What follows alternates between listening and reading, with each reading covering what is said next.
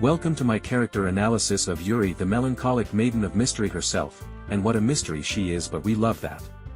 Oh, I know, let me set the atmosphere real quick for Yuri. So now that we got that over with, let's get started.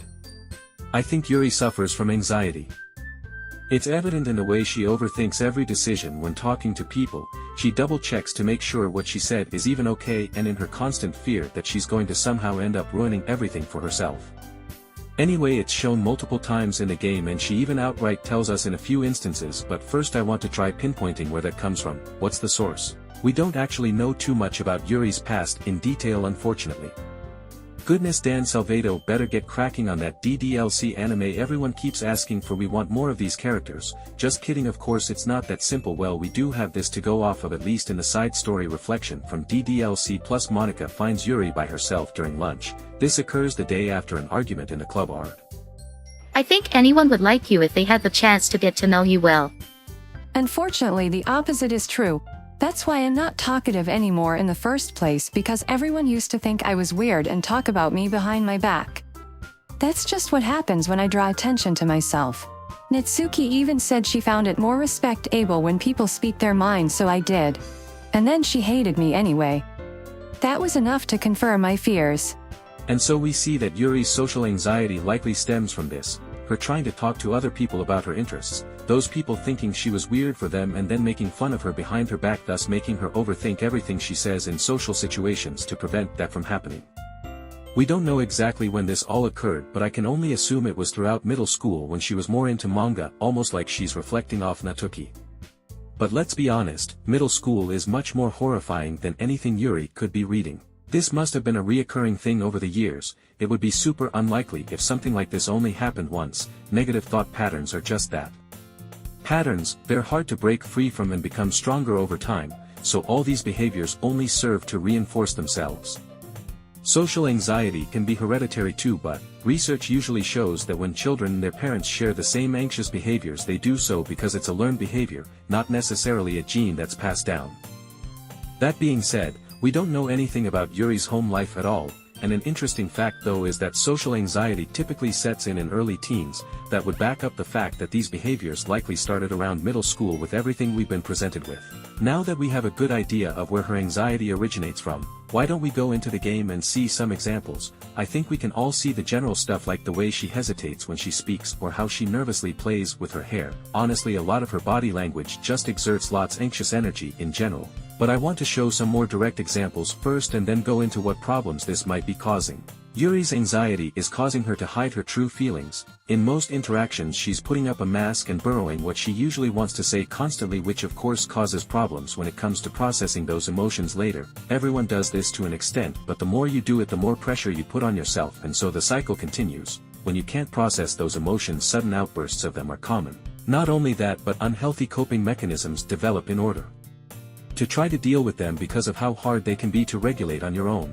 We'll get into those coping mechanisms a little bit later. We see a few times where those outbursts happen, like when Monica goes up to Yuri and the protagonist during the main game and asks where they're off to. They say that they're going to fill up the water pitch. Monica said that she was just wondering, since that's more of a one-person job. Kind of passive-aggressive, but also not too big of a deal. Yuri responds by saying, "Monica, please mind your business for once, or do you want to tell me there's something wrong with helping the protagonist in club activities?" Monica and the protagonist are both shocked, but Monica ends up responding saying that there's nothing wrong with that. This outburst likely comes from the fact that Yuri was too anxious when Monica was being too nosy for her. In other points she was afraid of something going wrong or losing that friendship like she's used to, but when she couldn't hold it in anymore, along with whatever else was happening in her mind, this happened, and she said the thing she wanted to say in a way that she wasn't very happy with. Right after they leave the classroom to fill up the water, Yuri puts her forehead against the wall and says, I spoke without thinking. How could I say something like that? Even now she's being too hard on herself. She's playing everything up in her head like it was the biggest mistake of her life. The protagonist says it best when he says, "Your mind turns a light rain shower into a hurricane," while even turning it into a metaphor for her. Sly writing, Salvato, sly writing. Yuri asks if he would hate her for doing what she did, but the protagonist says, "No, I would never hate you for having emotions. What kind of friend does that?" Yuri gets really bashful when he says that, surprised that he considers her a friend and says that she likes being friends with him. That's pretty much the closest when it comes to proving my points about how her old friends do this, and how she ended up this way in the first place. You know, making fun of her behind her back and whatnot. That's probably the reason why it hurts her so much to see that happening to Natsuki in the self-love side story. When Natsuki and Yuri are discussing Natsuki's friends outside of the literature club, Natsuki says that they can't take anything seriously and their attitudes get on my nerves. She used to be good at putting up with it because she thinks it would just be stupid to cause drama over a joke. She never liked it, but lately it's been bugging her more and more.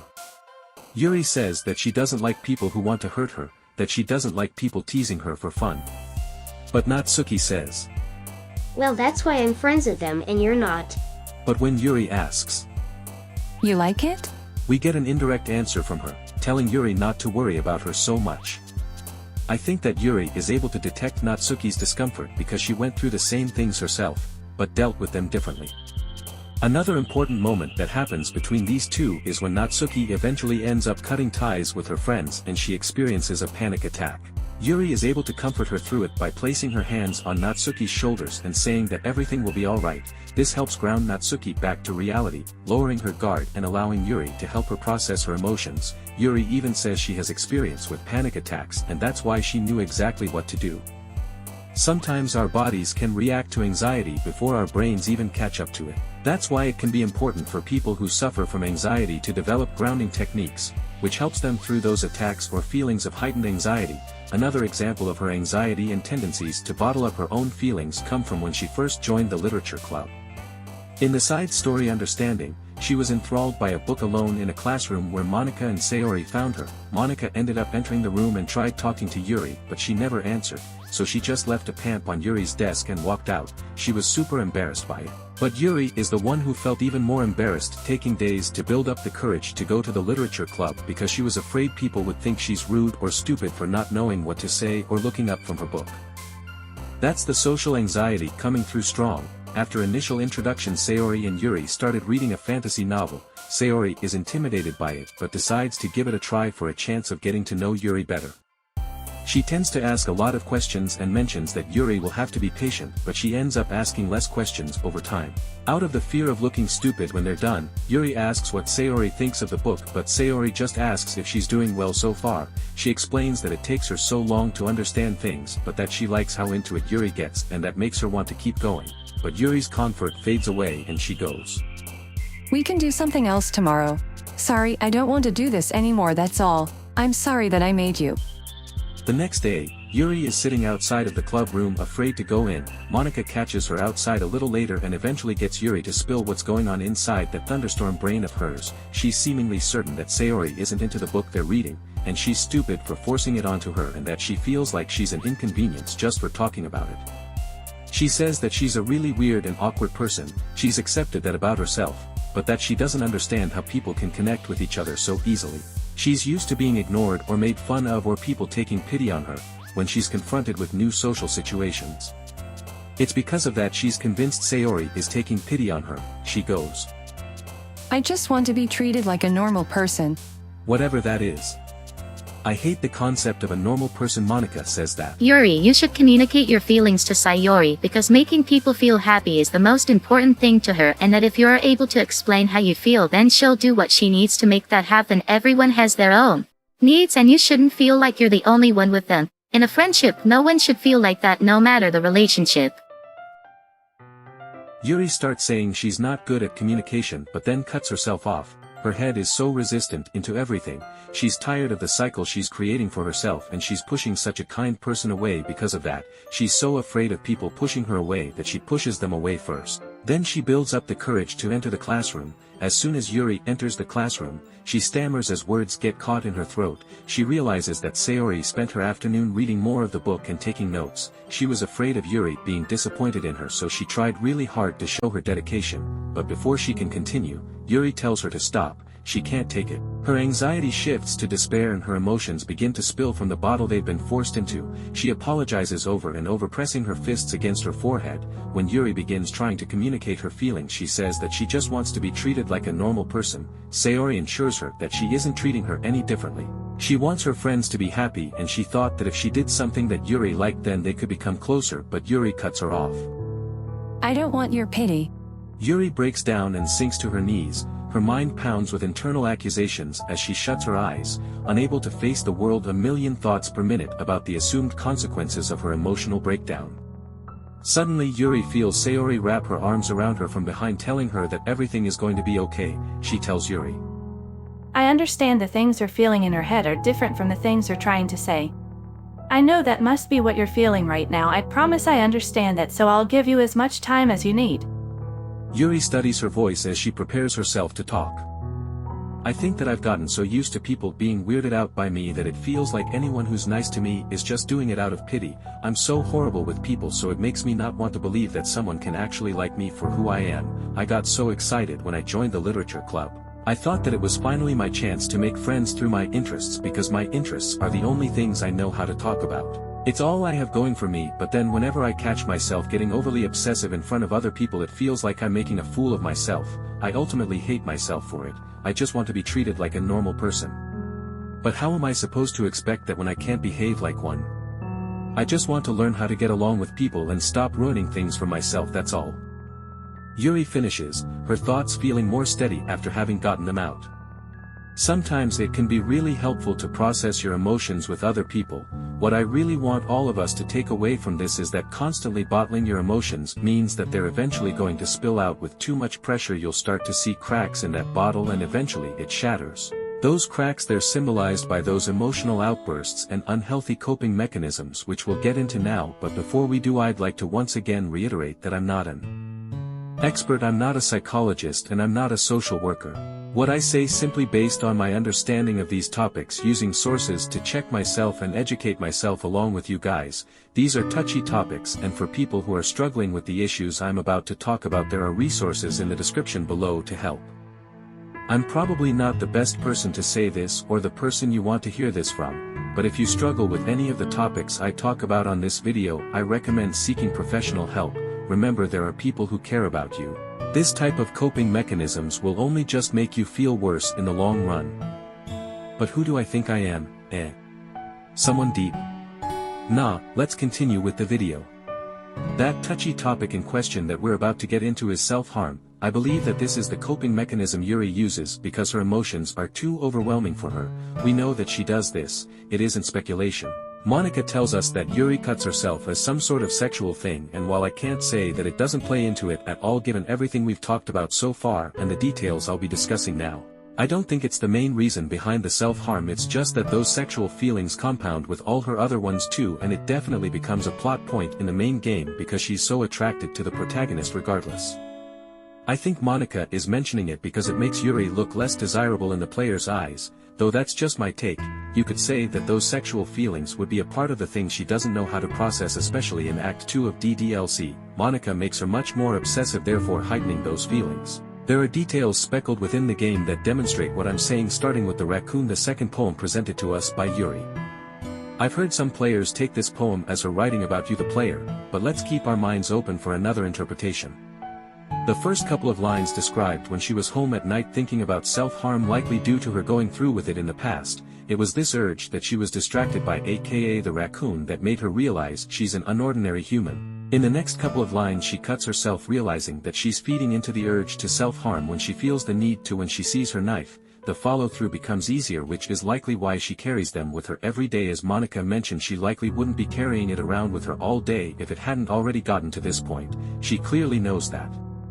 I think this feeds into her quote-unquote unordinary interests. The final verse solidifies the idea that she's conditioned herself to self-harm whenever she feels the urge to. There's the classic Pavlovian conditioning term is referring to, and I'm sure some of you have heard this one. There was a girl who every time she felt happy would click a counter that was kept in her pocket. Over time this behavior became ingrained in her mind, body and soul. Eventually it got to the point where if she needed to feel happy she would click it. She conditioned herself to associate the feeling of happiness with the clicking noise. You can also see this in animals. For example, you can train a dog to come and eat by ringing a bell. In the same manner, they learn that the bell is associated with eating, and so they adjust their behavior accordingly. Or when they need to use the bathroom, they can go over and ring the bell, which is conveniently attached to that door. They've been conditioned to hit the bell when they need to serve a purpose. Using this logic, we can see that Yuri is describing the same thing in her poem. She's the raccoon. The next detail shows up when Yuri comes over to your house on Sunday. Assuming you chose her, of course. Shortly into her visit with us, Yuri reaches into her bag and pulls out an intricately designed pocket knife in order to cut some ribbon. Much to our surprise, after being asked if we want to handle it, we end up cutting ourselves by accident, as we touch the tip of the knife to our finch. Yeah, real smart. Yuri begins to exhibit some weird behavior, mainly fidgeting at the sight of the blood, and proceeds to insert her finger into her mouth and starts to lick it before pulling away nervously. Shortly after returning to working on and finishing the door decorations, Yuri asks us to get cups for the watercolor paint tablets ready since we'll be painting a banner for the festival. When we come back into the room, we see Yuri unrolling her sleeve quickly. By this point your brain should be subconsciously putting together the puzzle pieces. We know that Yuri uses self-harm as a way to process her emotions, and with that we can assume that she might be trying to calm herself down as she's excited to be with us in the first place, but she doesn't know how to show so much emotion as it's only gotten her into trouble in the past, like we discussed earlier. Now we'll get into Act 2. From this point on we're given direct confirmation that she does self-harm. I'd just like to make sure we understand that it's still an unhealthy coping mechanism for processing feelings. Those feelings are even more heightened now with Monica messing with the game files, making it much harder for Yuri to be able to control herself. Unfortunately, sometimes when people find it hard to control themselves, the only way they feel they can get that control back is by self-harming, one of the few things they feel they have control over. Considering what Monica has done at this point in the game, we can understand why it might be happening. More in conjunction with everything else we've gone over. First, there's the time when we're about to read with Yuri and she goes up to fill the teacup to make tea before leaving. It seems like she has a lot of energy and is more excited than usual to spend time with us. Then she apologizes and says she needs to find a way to calm herself down. When she's been gone for 10 minutes we realize that something's gone wrong, and we go out to the hallway to look for her, only to find her hurting herself. When she comes back from getting the water she seems to be in a better mood. She says she's been trying to express her emotions a little bit more and that it's easier to do that when we're around. But with what we've established I think we know how she calmed herself down. And then of course when she hurts herself for the final time as her emotions come to a boiling point after confessing her love to us. No matter how we answer, the bottle shatters as she stabs herself to death, overwhelmed with the emotions she could no longer contain, a loss of control. A loss of a life. I can't say I have the solutions, but talking about these issues is something that's super important to me. I think the most we can do to help other people and ourselves is to educate ourselves on the reasons these things might happen so that we can learn to recognize those patterns. It all starts with an open mind and an open heart. We can use resources to find the best ways of helping people through their negative thought patterns and encourage them to get help. What happened with Yuri is unfortunate to say the least, and it wasn't helped at all by Monica's tampering. But these same things reflect what people go through here in our reality every day. From the anxiety stemming from being bullied and socially excluded, slowly growing into masking in social situations and burrowing what you feel inside, and then finally blossoming into the inability to process those feelings and relying on unhealthy coping mechanisms. That mentality is like a weed spreading and corroding the other parts of your body and mind. The only thing we can do is uproot that infectious weed and plant a new seed that will eventually blossom into a beautiful flower garden. It might take a while to find all those roots, but over time I promise that it's possible. Before I go, I'd like to read one final poem given to us from Yuri, one that we're rewarded with for spending the most time with her in the club. My conductor motions for one crescendo after the next, each time falling short of a climax. The lump in my throat is carried by Sisyphus. How many words must I choose not to say before they finally break loose out of order, piling out of my mouth like a flock of school children at the start of recess? Pen cannot be erased, but even that metaphor fails comically as my floor is littered, blanketed with wasted paper, a canvas of my mind full of disjointed thoughts and unfinished sentences, perhaps all along. It was wrong to try forcing them out of my room, and I should instead invite you in.